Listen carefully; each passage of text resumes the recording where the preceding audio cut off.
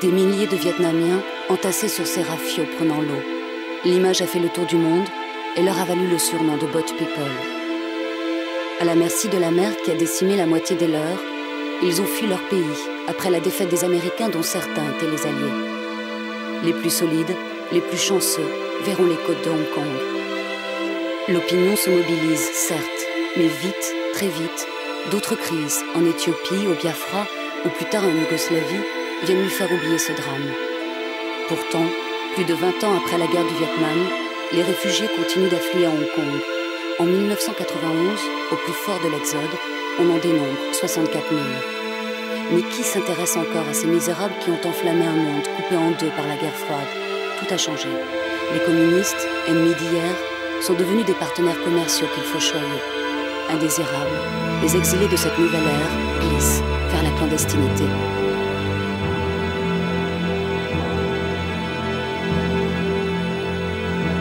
Aujourd'hui, près de 2000 Boat People vivent encore à Hong Kong, parqués dans des prisons de haute sécurité, bien à l'abri des regards, à côté de l'histoire.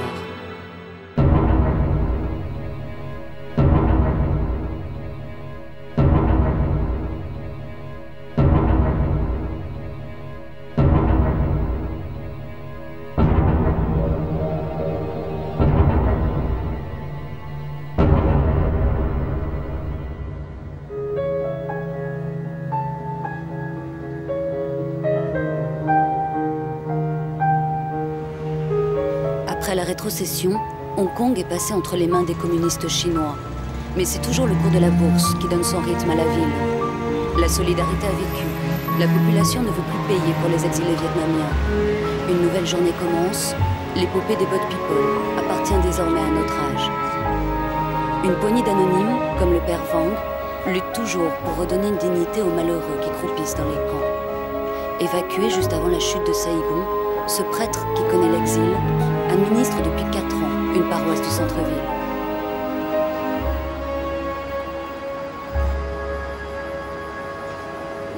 Voilà bientôt 6 ans que cette avocate, Pamela Baker, lassée par l'attitude inhumaine des fonctionnaires hongkongais, a quitté son poste au ministère de la Justice pour défendre bénévolement, passionnément, les Boat People.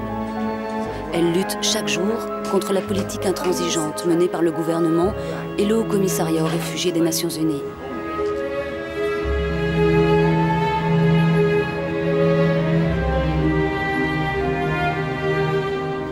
Dans le camp de Whitehead, la famille Huang vit son 3295e jour de détention.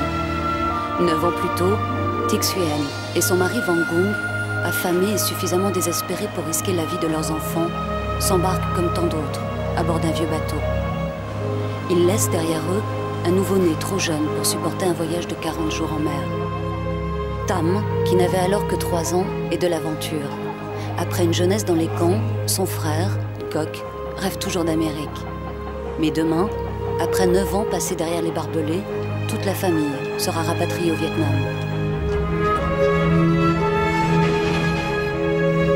Le père Vang se rend tous les jours dans les camps. C'est un privilège rarement accordé. Il y introduit à ses risques et périls des médicaments pour les plus malades, des livres pour les enfants, et passe parfois les lettres qui risquent d'être censurées. Pour tous, il incarne le lien avec l'extérieur. Aujourd'hui, à la veille du douloureux retour au Vietnam, il apporte des cadeaux aux enfants dont la plupart n'ont connu que la détention. Quand je visite le camp, souvent je ne sais pas quoi faire. Ils me demandent de les libérer, de les aider à devenir libres. Mais j'ai les mains liées, je n'ai aucun pouvoir. Je suis venu au camp en tant que prêtre, autorisé par le gouvernement à y faire un travail pastoral. Et je suis surpris d'y être encore autorisé aujourd'hui. Je n'ai pas été mis à la porte comme beaucoup d'autres.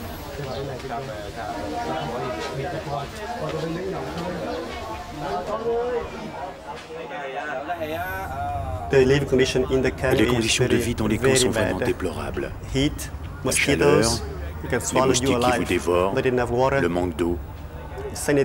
L'hygiène sanitaire est très mauvaise. On peut devenir fou ici. Les camps sont incroyablement surpeuplés. Chaque famille vit sur une planche. Et il y en a 3 étages comme ça. Et c'est là qu'ils font absolument tout. C'est là qu'ils se disputent, qu'ils font l'amour, qu'ils parlent à leurs enfants, qu'ils mangent, tout. C'est leur maison. Et même s'ils ont le droit de sortir de la hutte pendant la journée, imaginez 240 personnes vivant dans une hutte, avec la chaleur pendant l'été, le froid pendant l'hiver, sans aucune intimité et nulle part où aller pour être seul. C'est tout simplement effroyable. Nous avons constaté dans les cliniques dans lesquelles nous travaillons, dans les camps, que la proportion de maladies psychosomatiques était réellement importante. Asthme, maladie de la peau, gastro-entérite. La violence à l'intérieur des camps était réelle, donc ça veut dire problème d'alcoolisme, problème de drogue, problème d'abus sexuels, qui étaient référés aussi dans notre clinique. Comme les gens vivaient dans des espaces très réduits, il arrivait que la nuit, les enfants tombent tout simplement de ces étages. On a, malgré plusieurs tentatives de vouloir mettre des filets de protection, on n'a jamais eu la possibilité de le faire, donc c'était des traumatismes crâniens, des fractures.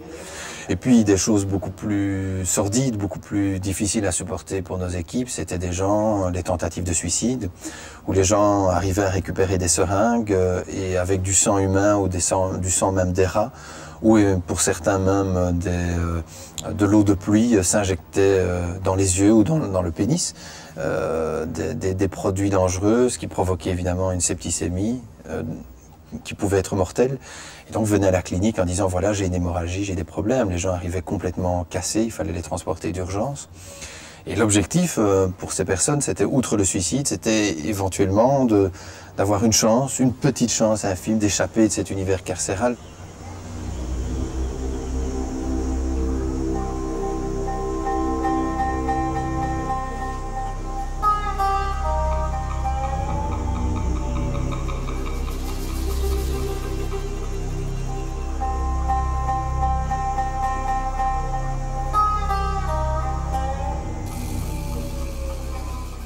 Ce n'est pas une vie ici. Ça fait presque 10 ans que j'y suis.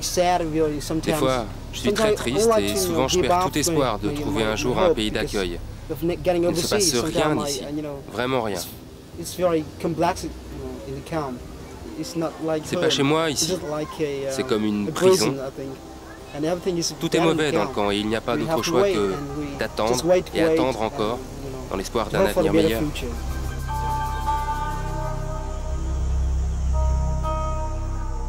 Pour beaucoup, l'attente use les espoirs de lendemain meilleur. Ils se réfugient alors dans la drogue. Pour se la payer, on vole, on se prostitue. Le cercle vicieux commence. Les critères qui déterminent le statut de réfugié sont de plus en plus draconiens. Un simple larcin peut réduire les chances de départ à néant.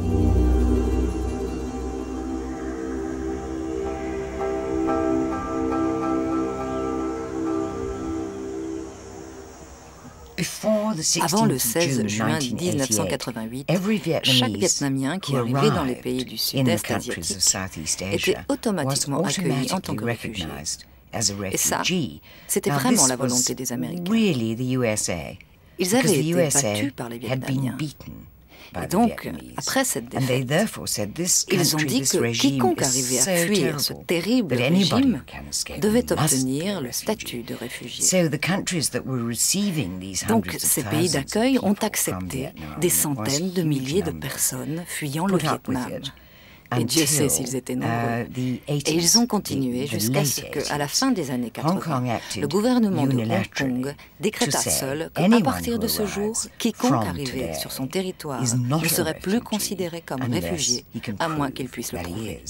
Nous avons dû mettre en place des procédures d'éligibilité. Qu'est-ce que l'éligibilité? L'éligibilité, c'est la procédure qui permet de déterminer qui est réfugié et qui ne l'est pas. Qui est réfugié celui qui a une crainte fondée de persécution. Et donc, tous les Vietnamiens qui sont arrivés à partir de 88 ont dû passer cette procédure d'éligibilité, je dirais comme tout demandeur d'asile, partout dans le monde. C'est la raison pour laquelle, je dirais, nous avons eu à partir de 88 beaucoup de problèmes à Hong Kong. Mais comment prouver qu'on est bien un réfugié politique menacé de persécution et non pas un migrant économique ? Les demandeurs d'asile sont si nombreux que les procédures peuvent durer des années. Famille A, demande rejetée. Ils ne peuvent pas prouver qu'ils ont subi des persécutions. Seule solution, le retour au Vietnam. La famille refuse cette option, peut-être par peur des représailles ou pour ne pas perdre la face auprès des proches restés au pays. Condamnés à vivre dans un no man's land juridique et pour une durée indéterminée, ils sont enfermés dans le camp de High Island. Famille B, demande rejetée. Émigré économique, a décidé le Haut-Commissariat aux réfugiés. La famille est d'accord pour rentrer au Vietnam dans le cadre du programme de rapatriement volontaire. Mais cela peut prendre des années. Il faut d'abord que le gouvernement vietnamien les autorise à revenir. En attendant, ils sont envoyés au camp de transit de Whitehead, où les conditions sont légèrement meilleures. Famille C, demande acceptée. Après des années de lutte, ils ont enfin pu établir qu'ils étaient réellement persécutés dans leur pays d'origine. Ils ont de fortes chances de trouver un pays d'accueil. Mais en attendant, et ça peut durer des années, ils vivent dans des camps ouverts, comme celui de Pillar Point, et sont autorisés à travailler à Hong Kong. Les méthodes du HCR et du gouvernement de Hong Kong sont violemment dénoncées par les organisations non gouvernementales qui les trouvent arbitraires et injustes. Elles soutiennent que le HCR et l'Office des migrations décident des expulsions sans réellement examiner les dossiers. Vous pouvez imaginer quel type d'ordre l'officier d'immigration avait reçu. Il était dit, avant même que la procédure d'éligibilité soit mise en place, que seuls 10% de ces personnes pourraient obtenir le statut de réfugié. Donc, tout bon officier, voulant garder son travail, ne trouvait jamais plus de 10% de réfugiés. Ces gens-là viennent avec, la plupart du temps, des histoires qui sont fabriqués de A à Z. Donc nous, on doit vraiment déterminer qui est sérieux, et qui ne l'est pas. Et c'est parfois extrêmement difficile. Et nous devons faire tous les efforts possibles pour s'assurer que celui qui a réellement une crainte fondée de persécution a le statut de réfugié. Ce n'est pas un travail facile et ce n'est pas un travail qu'on peut faire publiquement. Une fois leur demande rejetée, les exilés vietnamiens sont violemment rapatriés par les autorités de Hong Kong. En tout, plus de 10 000 expulsions sur lesquelles le HCR est accusé d'avoir fermé les yeux. Un HCR bienveillant, il doit au gouvernement de Hong Kong l'équivalent d'1 milliard de francs français. De l'argent dépensé, l'ironie du sort, pour les boat people. Désormais, le message est clair.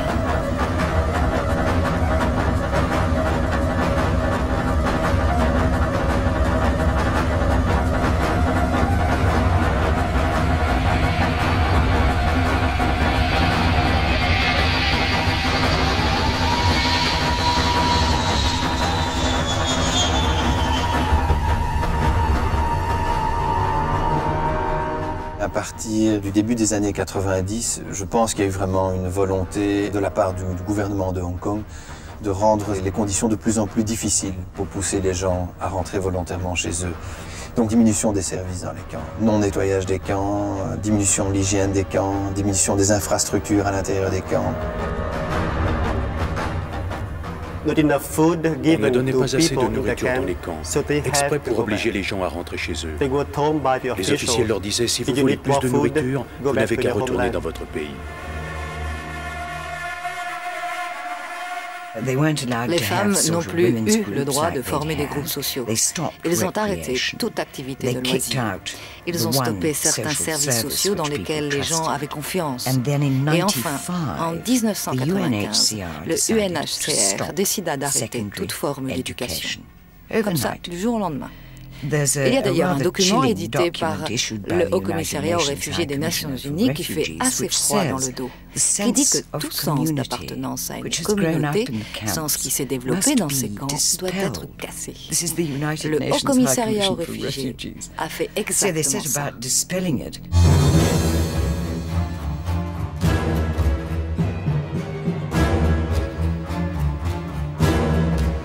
Révoltés, les boat people manifestent leur colère sur les toits de leur prison et rêvent de mobiliser l'opinion internationale, en vain.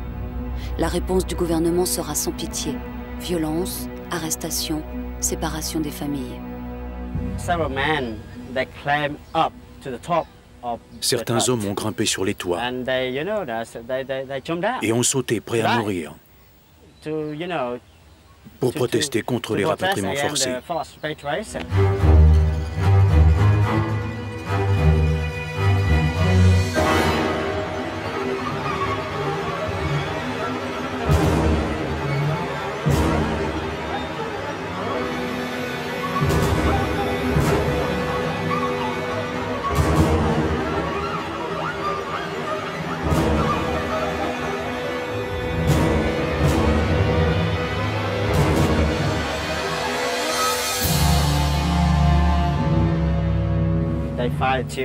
Ils ont tiré des gaz lacrymogènes dans les camps pleins de femmes et d'enfants. C'était terrible. On ne pouvait plus respirer. Tout le monde pleurait. C'était la panique générale.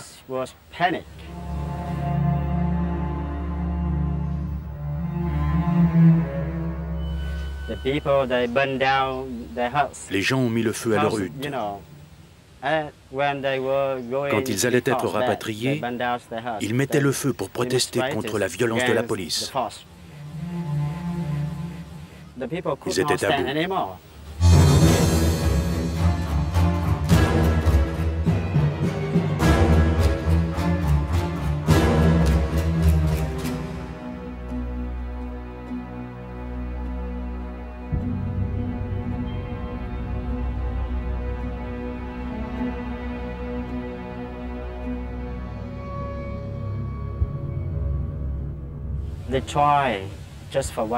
Ils ont tenté leur chance pour la liberté. C'était leur seul espoir. Mais ils ont échoué. Puis ils sont devenus très dépressifs, très déçus, sans plus aucun espoir dans l'avenir, dans le gouvernement. Et il ne faut pas oublier que c'était des innocents. Et certains d'entre eux, ne pouvant plus supporter ce stress, en sont arrivés au suicide. Par exemple, dans le camp de Taisho, 2 jeunes filles se sont pendues à cause du stress des procédures d'éligibilité. Les gens devaient attendre plus de 3 ans avant d'être interrogés. Et après ça, le gouvernement leur disait « Vous n'êtes pas réfugiés, rentrez chez vous ». D'autres ont même attendu 7-8 ans dans les camps de détention pour finalement s'entendre dire « Vous devez rentrer chez vous ».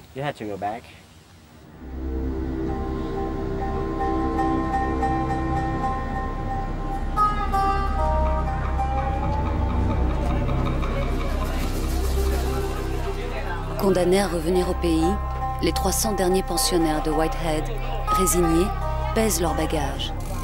Mince fortune pour une nouvelle vie. Le seul réconfort vient du père Vang. Le Vietnam vaut mieux que les camps, explique le prêtre. Mais après des années d'internement, ce départ a un goût amer.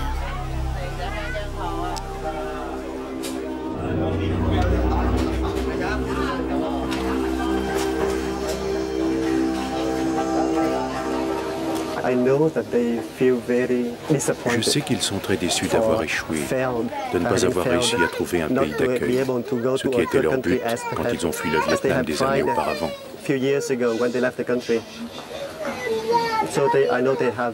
Je sais qu'ils sont très tristes, car la plupart d'entre eux n'ont plus le choix. C'est mieux pour eux de rentrer maintenant que d'y être forcés plus tard.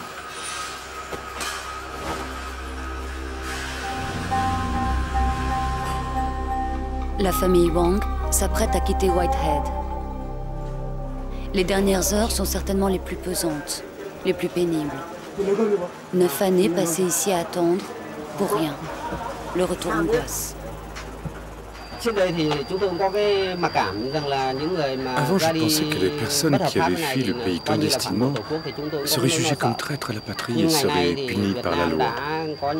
Alors j'avais peur.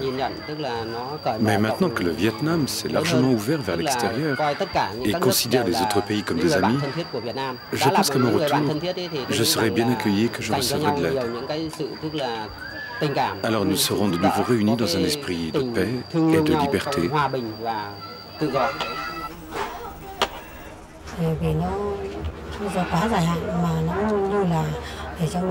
Nos sentiments sont confus, nos cœurs douloureux. Quelquefois, on était déprimés, à bout de nerfs, parce que tout ce temps passé dans le camp nous semblait tout à fait inutile.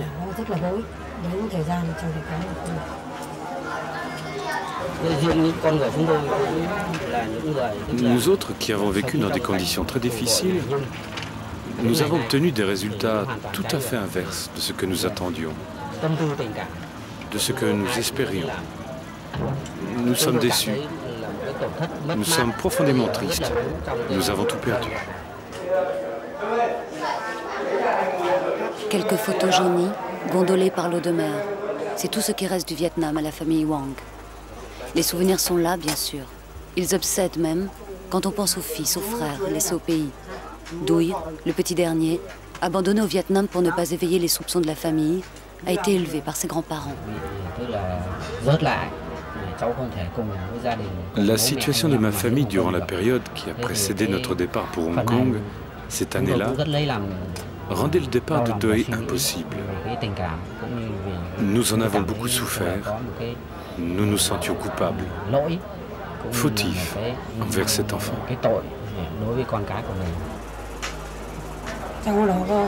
Il me manque énormément. Mais après notre venue ici, j'ai dû me résigner. Je suis tellement triste. Comment Duy, le fils délaissé, accueillera-t-il la famille qu'il a abandonnée? Le père Vang réunit une dernière fois les fidèles qu'il ne reverra sans doute plus. Il tente de les rassurer. Après toutes ces années d'incarcération, les Boat People ont perdu pied avec la réalité. L'extérieur inquiète.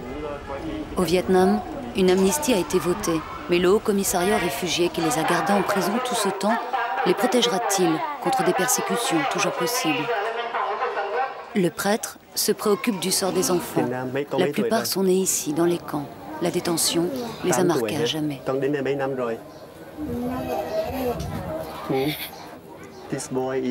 Ce petit garçon a 4 ans. Il est né à Hong Kong. Elle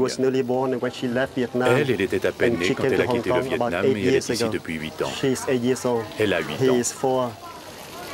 Toute leur vie, ils n'ont rien connu d'autre que des barbelés.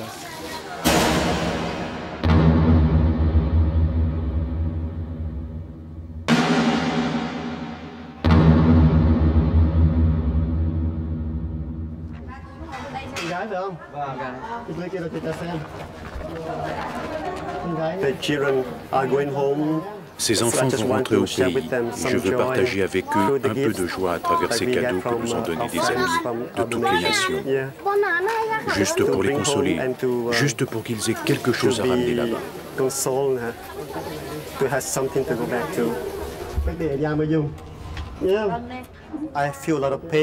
J'ai beaucoup de peine quand je regarde ces enfants, qui sont nés, qui ont grandi dans les camps. Ils ne savent rien du monde réel. Je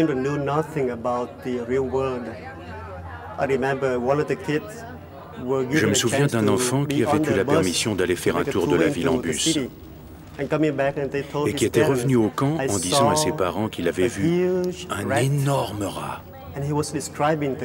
En fait, il décrivait un chien. Il n'avait jamais vu un chien de sa vie. Il n'avait jamais rien vu d'autre dans le camp que des rats.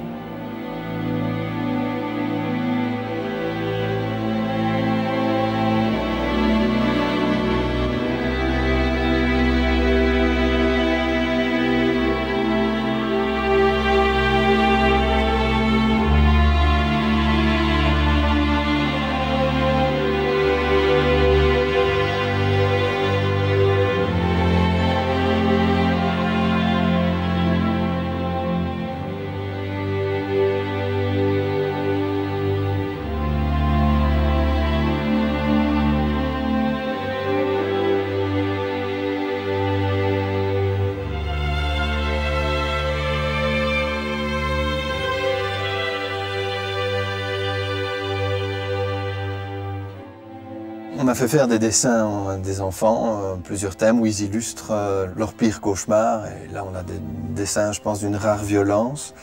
Mais il ne faut pas être psychologue pour comprendre qu'un enfant qui naît dans ces camps, dans cet environnement, ou de jeunes adolescents qui arrivent en ayant fui le Vietnam, ces jeunes ont déjà, à l'arrivée, des traumatismes sérieux, parce qu'on ne s'embarque pas dans un petit bateau, dans une frêle embarcation, au milieu de la mer de Chine. Il ne faut pas oublier qu'il y a pas mal de gens ont été assassinés, d'autres ont été violés par des pirates, ont été rançonnés par des pirates, et on l'a traversé, c'est l'angoisse de la mort, l'angoisse de dériver à jamais, sous un soleil de plomb, sans eau, sans nourriture.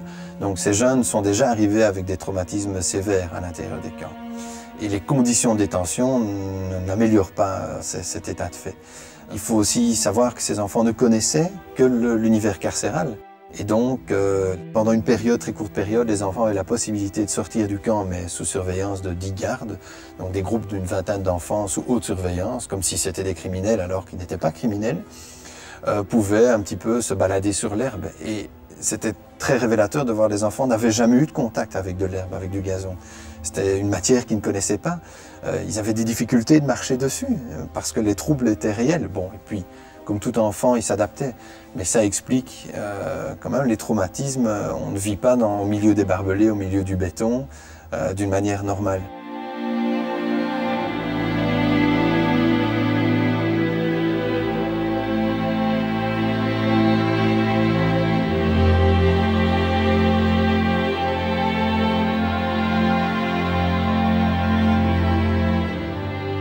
Oui, il faut se mettre un peu à la place de gamins, quand on discute avec des gamins et qui regardent à travers les fils barbelés la ville de Hong Kong avec toutes ses facilités et qu'eux n'y ont pas droit, ben, c'est difficile de leur expliquer pourquoi.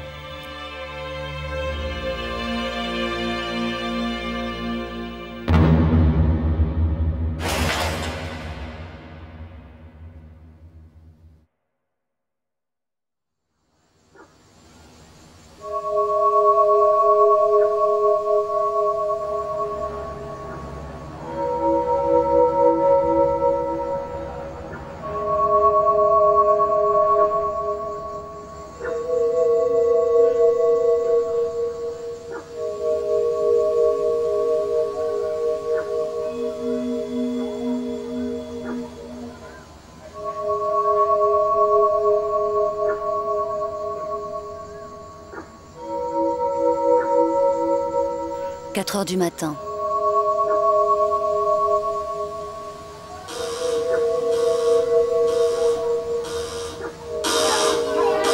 Pour les familles du 299e vol de rapatriement volontaire, c'est le retour à la case départ. Pour la plupart d'entre eux, cette décision de rentrer au Vietnam était un choix ultime, vraiment quelque chose de dramatique, parce que c'était rentrer chez soi avec la défaite finalement. Comment justifier auprès de sa famille son échec? Comment justifier son retour au Vietnam? On a tenté le tout pour le tout, on a risqué sa vie, on a risqué sa santé, pour au bout du compte, après 5 à 10 ans de prison, rentrer chez soi. C'est difficile à faire accepter.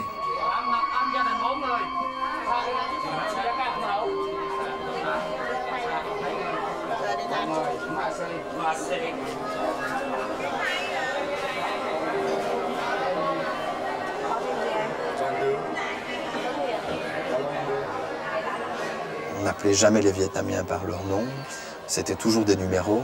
Lorsque les gens étaient rapatriés, on les attachait, on fixait un numéro sur leur cheville ou sur leur poignet comme du bétail.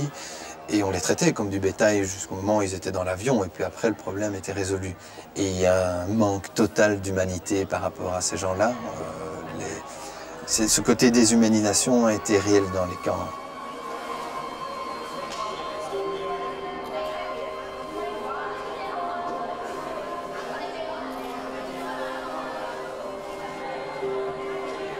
Je pense qu'en tant que citoyen responsable, on a la chance de vivre dans un pays démocratique et on ne peut pas accepter ce genre de méthode. Il y a le respect de l'individu, c'est quand même une chose essentielle.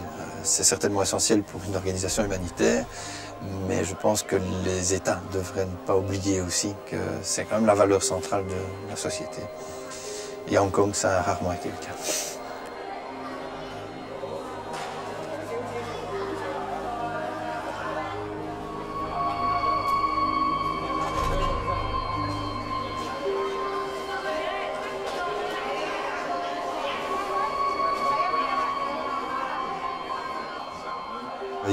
des incitants financiers. À un moment, je pense que le HCR avait proposé 180 Hong Kong dollars pour chaque réfugié qui désirait rentrer. C'était une somme complètement dérisoire par rapport à ce que ces réfugiés avaient payé pour passer du Vietnam à Hong Kong avec les passeurs. C'est difficile à accepter.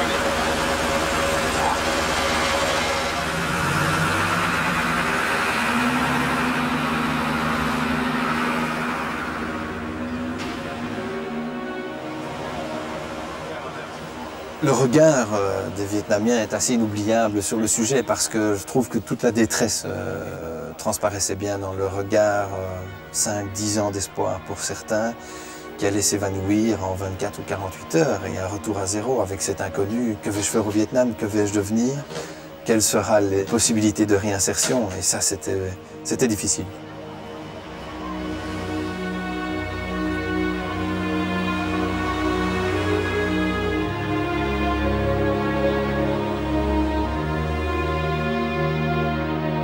Pour les prisonniers, cette dernière et souvent première traversée de la ville laisse un goût d'amertume. Les lumières d'un paradis promis n'ont jamais été aussi proches et aussi inaccessibles.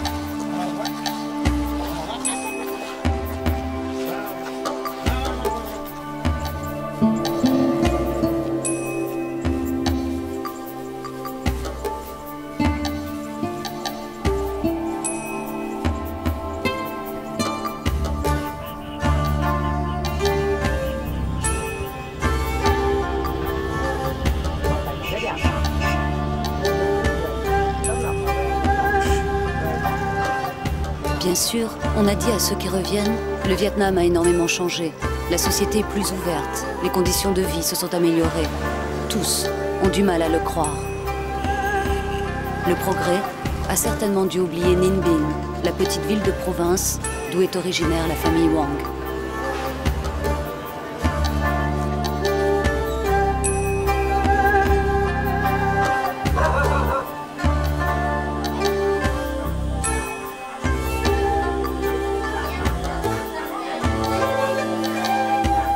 Dans la maison familiale, quittée 9 ans plus tôt, le grand-père, la grand-mère et Douy, le fils abandonné, attendent. Les dernières heures avant les retrouvailles sont épuisantes. Ce sont les plus longues.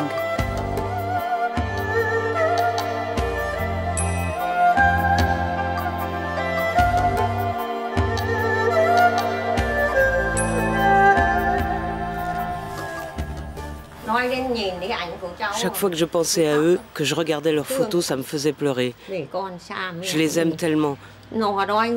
Pour moi, qu'il y ait ou non à manger, ce n'est pas le plus important. L'essentiel, c'est d'être ensemble. Les enfants étaient à la recherche de la fortune et pendant ce temps, ils laissaient leur mère dans la misère. J'ai mis cet enfant au monde et il est parti sans dire un mot.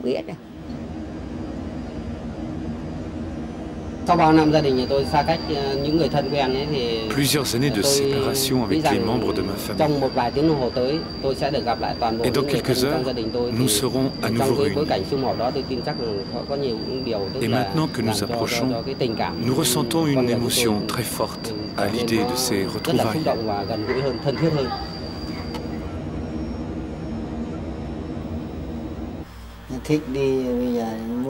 S'ils veulent partir, ils partent. Qu'est-ce que tu peux faire? Je n'étais pas au courant. Je ne l'ai su que lorsqu'on me l'a dit. J'ai pleuré à chaudes larmes. J'étais tellement déçue. Parce que je l'avais élevé, payé l'école, nourri.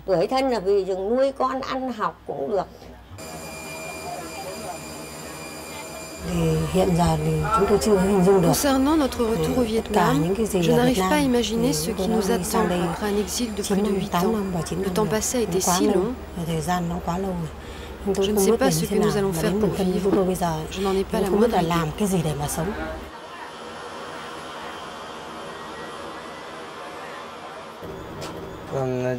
Depuis qu'ils sont partis, j'attends avec impatience le retour de ma mère. Depuis que je sais qu'ils vont revenir, je suis vraiment très heureux. Parfois, quand j'y pense, je suis un peu en colère. Mais à bien y réfléchir, je pense que c'était bien pour l'avenir de la famille. Mais puisqu'ils ne sont pas vraiment partis et qu'ils reviennent, ça ne me fait rien, ni joie, ni peine. Cela fait 8-9 ans que je ne l'ai pas vu. Je n'arrive pas à imaginer comment il peut être maintenant, comment il a pu changer. Quand je le reverrai, je serai tellement émue.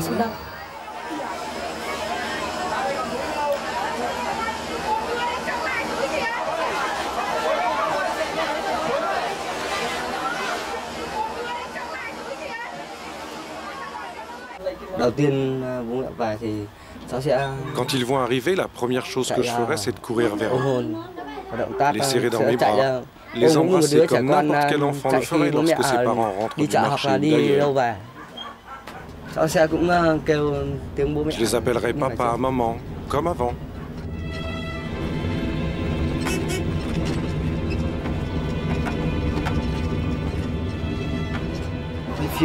Je suis assez excité parce que je n'ai pas vu ce pays depuis très longtemps.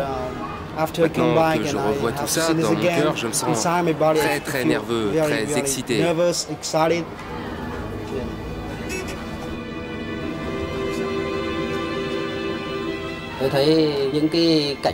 J'ai remarqué tout au long du trajet que le paysage avait beaucoup changé comparé à il y a 8-9 ans. Mais il y a aussi des endroits qui sont restés comme avant. Il y a eu beaucoup de progrès par rapport à ce que j'ai connu.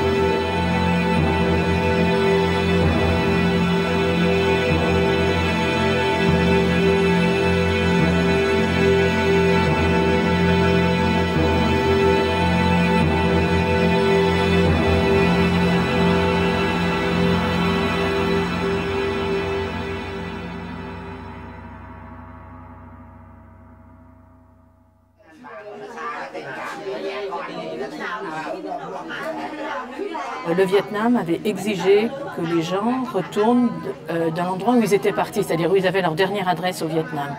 Ce qui a l'avantage de faire que quand ces gens retournent, ils retournent dans leur village d'origine, où la plupart du temps, ils avaient encore une sœur, un beau-frère, la grand-mère, l'oncle, la tante. Et donc, quand ils arrivent dans leur village, la famille est obligée de les reprendre. Donc, ils n'ont plus leur maison, mais ils sont reçus par leur famille au sens élargi.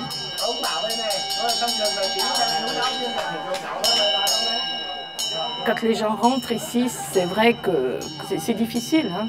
Ils recommencent à zéro ou à moins que zéro. Enfin, il faut qu'ils retrouvent leur propre habitation, qu'ils trouvent un travail, qu'ils trouvent des revenus réguliers. Et ça, évidemment, c'est pas facile. Une femme qui a vécu pendant 5-6 ans dans les camps Hong Kong, elle a perdu l'habitude d'aller au marché, elle a perdu l'habitude de faire la cuisine. Et maintenant, elle se retrouve là et elle doit reprendre une vie normale et c'est pas facile. Il peut y avoir des gens qui disent oui, voilà, eux sont les traîtres au pays, ils sont partis et maintenant la communauté internationale leur donne 240 $. Moi, je suis restée ici à planter le riz comme ça pendant des années et puis j'ai rien. Donc, si vous voulez, la jalousie des gens qui sont restés existe, c'est évident. Mais c'est aussi très, très complexe parce qu'ils savent combien ils ont. C'est pas un secret qu'ils reçoivent 240. Et ils peuvent recevoir quelque chose en retour. Alors, en fait, la communauté internationale, par l'intermédiaire du HCR, a financé des petits projets d'intégration locale, dont l'enveloppe est de 3 millions de $ par année. Alors, c'est des écoles, des ponts, un morceau de route, pour limiter cette tension avec la population locale. Le premier jour s'est bien passé. Pour l'avenir, on verra plus tard, quand l'euphorie sera retombée. Se poseront alors de nouvelles questions pour une nouvelle vie. Trouver un travail, une maison, une école. Subsiste un doute. Le Haut-Commissariat aux réfugiés est-il réellement prêt à les protéger? Le fait qu'on ait été là a permis que tout se passe bien. Les autorités vietnamiennes n'ont pas de raison de vouloir persécuter ces gens-là. Je crois que le Vietnam a d'autres problèmes que de s'occuper de ces 110 000 personnes. On est dans un pays de 77 millions d'habitants. On a eu très peu de nouvelles du suivi. Le discours officiel, c'est de dire tout va bien. J'ai effectivement rencontré aussi quelques Vietnamiens à Hanoï et ça se passait bien pour eux, mais c'est pas révélateur. Et je pense qu'il y a eu de grosses carences dans le suivi des retournistes au Vietnam.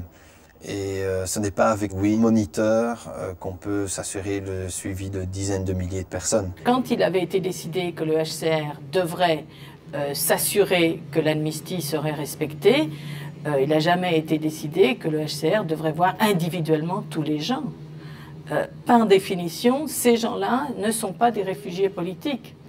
Donc c'est vraiment un filet de sécurité. Il est bien évident qu'on pourrait avoir plus de fonctionnaires. Ça coûte quand même très cher à la communauté internationale.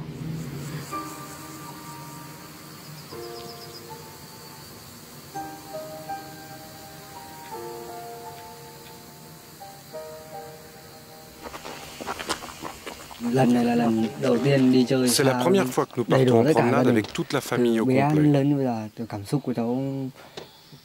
Depuis mon plus jeune âge, je n'avais jamais connu ça. Être réunis après cette longue séparation me rend très heureux.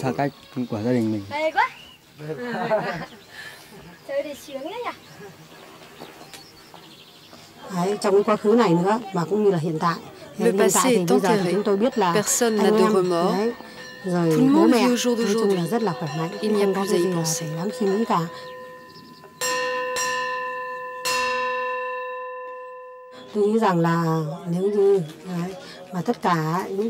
Je pense qu'avec l'aide conjuguée de la famille, du HCR et de la communauté européenne, en accord avec le programme de rapatriement, nous serons en mesure de construire un avenir ici.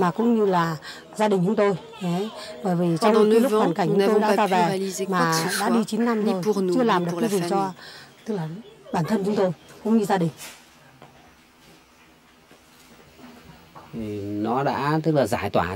J'ai oublié la fatigue. La fatigue des préparatifs pour le voyage. J'ai oublié les soucis occasionnés par notre retour de Hong Kong. Et cela me donne de la confiance. Beaucoup de confiance. De la force, beaucoup de force. Et du courage.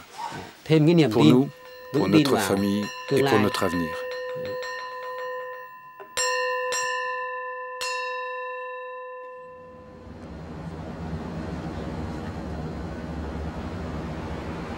Hong Kong, la perle de l'Asie, une ville ivre de croissance.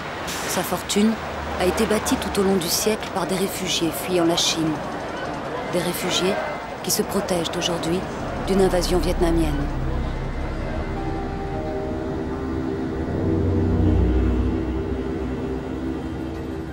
Évidemment, si on compare ce chiffre avec le nombre total de Vietnamiens qui sont venus à Hong Kong, on peut dire que c'est un succès. Donc nous sommes finalement très satisfaits de la façon dont se termine ce programme, même si, on doit l'admettre, il y a certains cas pour lesquels nous n'avons pas été en mesure de trouver des solutions. De quel droit peut-on parler de réussite? Si la réussite consiste à dire on a pu rapatrier volontairement X milliers de personnes ou de manière forcée X milliers de personnes, eh bien très bien, mais ce n'est pas une réussite humaine, ça s'appelle une réussite statistique. Et en tant qu'organisation humanitaire, on n'est pas là pour faire des statistiques.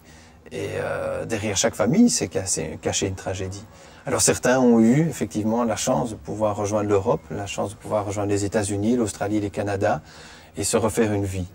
Mais à côté de ça, combien de personnes n'ont pas été brisées? Et on sait que la réponse est élevée. Donc quand on parle de réussite, je pense que le terme est très mal choisi.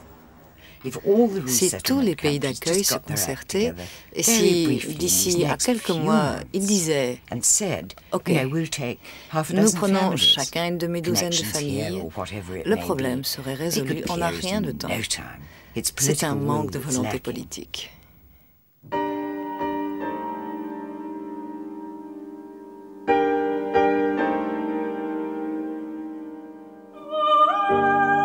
Tam s'est adaptée très vite. Elle se prépare aujourd'hui à une adolescence vietnamienne. Ngoc, qui a appris l'anglais dans les camps, va tenter sa chance à Saigon. Il rêve de devenir interprète.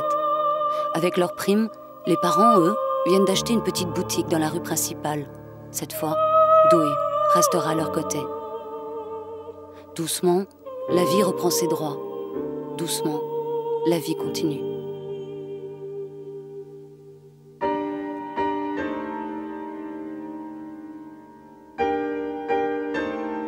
Là-bas, le camp de High Island est encore ouvert.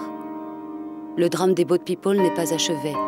Les derniers témoins désespèrent toujours derrière les barbelés de Hong Kong.